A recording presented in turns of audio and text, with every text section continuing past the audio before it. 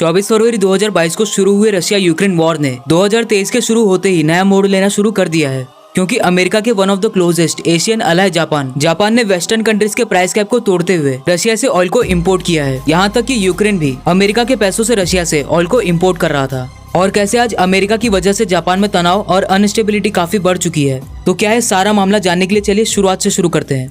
तो देखो, रशिया के दो आइलैंड है सकलिन 1 एंड सकलिन 2। सकलिन 1 में इन्वेस्टमेंट है रशिया, जापान, इंडिया और अमेरिका की। वहीं सकलिन 2 में इन्वेस्टमेंट है रशिया, जापान और ब्रिटेन की।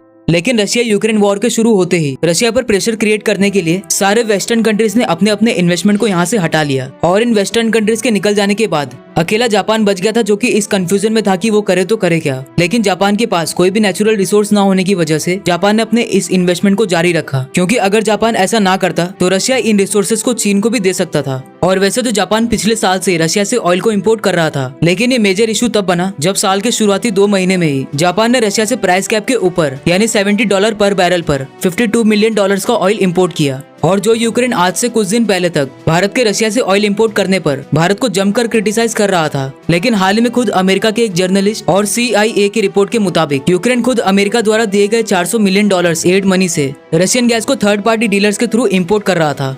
देखो, 2021 की रिपोर्ट के मुताबिक यूक्रेन यूरोप का सेकंड मोस्ट करप्टेड कंट्री था। साथ ही जब हाल ही में जनवरी में डायरेक्टर ऑफ CIA ने जेलेंस्की को 35 करप्टेड ऑफिशियल्स की लिस्ट दी, तो जेलेंस्की ने दुनिया को दिखाने के लिए काफी स्ट्रेटेजिकली अपने सिर्फ 10 ऑफिशियल्स को ही फायर किया। और इतना ही नहीं, बल्कि आज भी यूरोप के मैक्सिमम कंट्रीज रशिया से ही LNG को इम्पोर्ट करते हैं। और साथ ही अमेरिका की वजह से आज जापान में अनस्टेबिलिटी काफी बढ़ चुकी है, क्योंकि हिरोशिमा नागासाकी के बाद से ही जापान की सुरक्षा की जिम्मेदारी अमेरिका के हाथों आ चुकी थी। लेकिन आए दिन नॉर्थ कोरिया जैसे देश जापान को न्यूक्लियर धमकी और उसके ऊपर से मिसाइल्स को लॉन्च करते रहते हैं, जिससे पता चलता है कि अमेरिका की पॉलिसीज इन चीजों को कंट्रोल नहीं कर पा रही। और इसी वजह से आज से कुछ दिन पहले जापान ने अपने डिफेंस बजट को पेश किया, जो कि रिकॉर्ड लेवल पर था। और इतना हाई डिफेंस बजट होने की वजह से लोगों पर टैक्स काफी बढ़ रहा था। और हाल ही में जापान में इन्फ्लेशन 41 ईयर हाई पर पहुंच चुका था। यही वजह है कि हाल ही में जापान के करंट PM फूमियो किशिदा पर एक रैली के दौरान उन पर होममेड ग्रेनेड से अटैक किया गया, क्योंकि आज जापानीज अपने गवर्नमेंट के पॉलिसीज को लेकर बिल्कुल भी खुश नहीं है, क्योंकि वो नहीं चाहते कि जापान किसी भी देश के साथ युद्ध करे।